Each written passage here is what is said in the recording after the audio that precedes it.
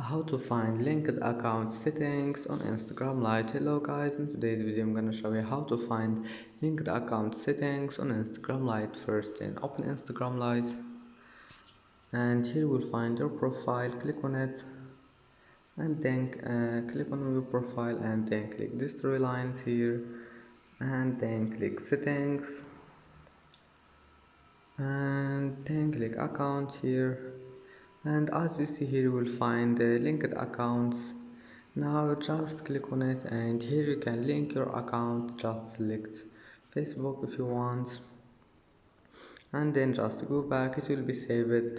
And that's how to find linked account settings. And that's it for today's video. If you like this video, don't forget like and don't forget subscribe, and thank you for watching this video until the end, and see you in the next video.